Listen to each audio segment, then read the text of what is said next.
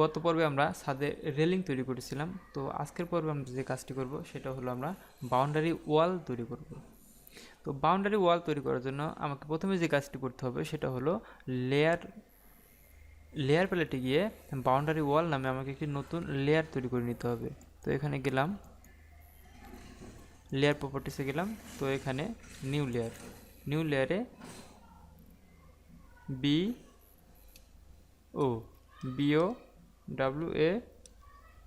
Bio ওয়াল, boundary wall নতুন layer rename করার পরে এবার যে কাজটি করতে হবে, আমি কালারটি চেঞ্জ করে দেব। কালারটি আমি এই কালারটা দিয়ে দিলাম, ওকে করে দিলাম। তো আমি এবার বাউন্ডারি ওয়াল লেয়ারটি অ্যাক্টিভ করে দেবো। তো বাউন্ডারি ওয়াল লেয়ারটি অ্যাক্টিভ করার জন্য আমাকে যে কাজটি করতে হবে, এখানে এই টিকের উপর ক্লিক করলেই হবে। এবার লেয়ার প্যালেটটা আমি ক্লোজ করে দেব। তো এবার আমাকে যে কাজটি করতে হবে, আমাকে রিয়েলিস্টিক মোড থেকে ওয়ারফ্রেম মোডে চলে যেতে হবে এবং এইচডব্লিউ আইসোমেট্রিক ভিউ থেকে টপ ভিউ চলে যেতে হবে। এবার যে কাজটি করব আমি সেটা হলো, আমি বাউন্ডারি ওয়াল তিন পাশে তৈরি করব, কারণ আমি যখন পার্সপেক্টিভ ভিউ দেখব তখন আমার বাউন্ডারি ওয়ালটা তিন দিক থেকে দেখা যাবে, একদিকে দেখা যাবে না। অর্থাৎ পেছনের দিকে যে পাশে আমি ক্যামেরা সেট করব সেই পাশে দেখা যাবে না। তো সেজন্য আমার তিন পাশ থেকে বাউন্ডারি ওয়াল যেহেতু দেখা যাবে, সেজন্য আমাকে তিন পাশে বাউন্ডারি ওয়াল ক্রিয়েট করতে হবে। তো তিন পাশে বাউন্ডারি ওয়াল ক্রিয়েট করার জন্য আমাকে পলিলাইনে একটি লাইন ক্রিয়েট করতে হবে, যার ডাইমেনশন হবে, পলিলাইন নিলাম, F8 চেপে অর্থ অন করলাম, 90 feet, enter, 65 feet, enter, 90 feet, enter press করলাম। তো আমার লাইন ক্রিয়েট করা হয়ে গেল। অবশ্যই লাইনটি আমাকে পলিলাইনে ক্রিয়েট করতে হবে, কারণ আমি এটাকে 3Dতে কনভার্ট করব। তো এবার আমি এটাকে মুভ করে এমন স্থানে রাখবো যেন বিল্ডিংটা এর মাঝ বরাবর থাকে। তো এখানে রাখলাম। এবার এখান থেকে এখানে মুভ করে দিলাম। তো দেখুন বিল্ডিং প্রায় মাঝামাঝি অবস্থানে আছে। তো এবার আমাকে যে কাজটি করতে হবে সেটা হলো, আমার দেওয়ালের থিকনেস আমি 5 ইঞ্চি দেব।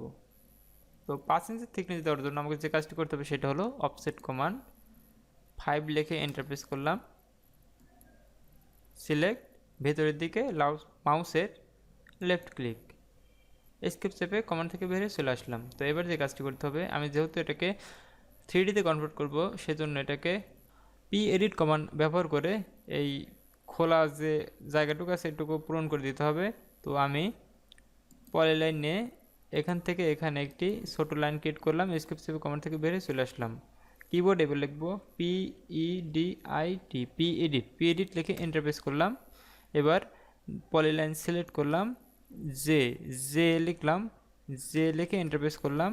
এবার পলিলাইনগুলা সিলেক্ট করলাম, এন্টার প্রেস করলাম। এবার যে কাজটি করতে হবে, সি লিখে এন্টার প্রেস করতে হবে। এবার আবার এন্টার প্রেস করলেই কমান্ড থেকে বেরিয়ে চলে আসলাম।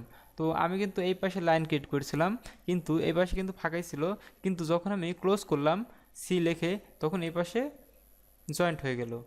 দেখুন এই লাইনটা এই পাশে জয়েন্ট হয়ে গেল। তো আমার দেওয়ালের হাইট আমি দেব 7 ফিট। তো 7 ফুট হাইট দেওয়ার জন্য আমাকে যে কাজটি করতে হবে সেটা হলো, এইচডব্লিউ আইসোমেট্রিক ভিউ আমি এবার চলে গেলাম। তো এবার যদি আমি ফ্রন্ট ভিউ দেখি, তো দেখুন আমার ওয়ালটি 1 ফিট উপরে আছে, কারণ আমি গ্রাউন্ড লেভেল থেকে প্ল্যান থেকে আমি আমার বিল্ডিং প্রস্তুত করেছিলাম। তো সেই জন্য গ্রাউন্ড লেভেল থেকে 1 ফিট নিচে আমি প্লেন তৈরি করেছিলাম। সেজন্য আমাকে যে কাজটি করতে হবে, আমার ওয়ালটিকে 1 ফিট নিচে মুভ করে দিতে হবে। তাহলে এখান থেকে move command, select, enter press করলাম, এখান থেকে জেড বরাবর 1 ফিট মুভ করে দিলাম। তো এবার যদি দেখি ফ্রন্ট ভিউয়ে, তো এবার দেখুন একেবারে ঠিক লেভেল আছে। তো এবার আমি এইচডব্লিউ আইসোমেট্রিক ভিউ চলে গেলাম। তো এবার যে কাজটি করতে হবে, আমাকে এক্সট্রুড কমান্ড সিলেক্ট করে এই লাইন সিলেক্ট করে এন্টার প্রেস করলাম। এবার উপরের দিকে 7 ফিট লিখে এন্টার প্রেস করলাম। তো আমার বাউন্ডারি ওয়াল তৈরি হয়ে গেল। তো এখন যদি আমি বাউন্ডারি ওয়াল তৈরি কীরকম হলো সেটা যদি আমি দেখতে চাই, তাহলে আমাকে আবার রিয়েলিস্টিক ভিউ যেতে হবে। তো রিয়েলিস্টিক ভিউ যদি দেখি, তো এরকম দেখা যাচ্ছে।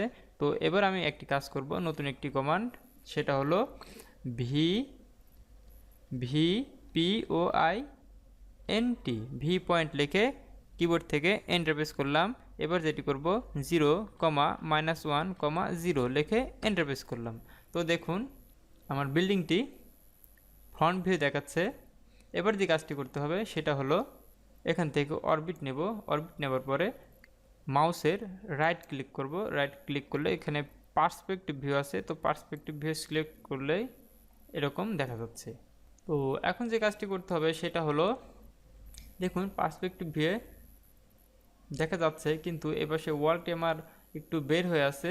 তো ওয়ালটা যাতে আর দেখা না যায়, তো সেই জন্য আমি যেটা কাজটা করব সেটা হলো আমি আবার SW আইসোমেট্রিক ভিউ চলে গেলাম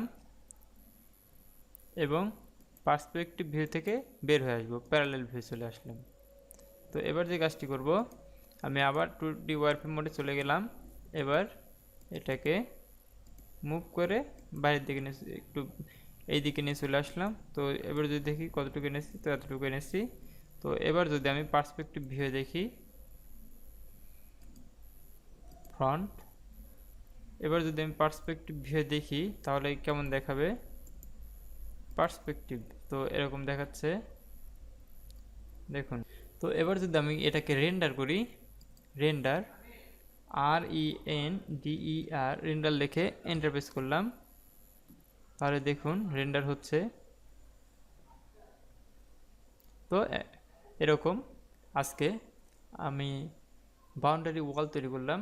তো আপনারাও পারবেন, একেবারে সহজ, শুধুমাত্র এক্সট্রুড কমান্ড এবং পলিলাইন কমান্ড দিয়ে আমি কাজটি করে ফেললাম।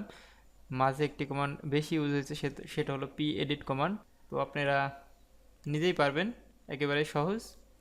AutoCAD 3D house model part 11 আজ এ পর্যন্তই। আশা করি সবাই এ পর্যন্ত বুঝতে পেরেছেন। আর যারা বুঝতে পারেননি সেটা আপনি অবশ্যই কমেন্টে জানাবেন, আমি আপনার সমস্যার সমাধানের চেষ্টা করব। আর পরবর্তী ভিডিও টিউটোরিয়াল পেতে অবশ্যই সাথেই থাকুন। ধন্যবাদ সবাইকে।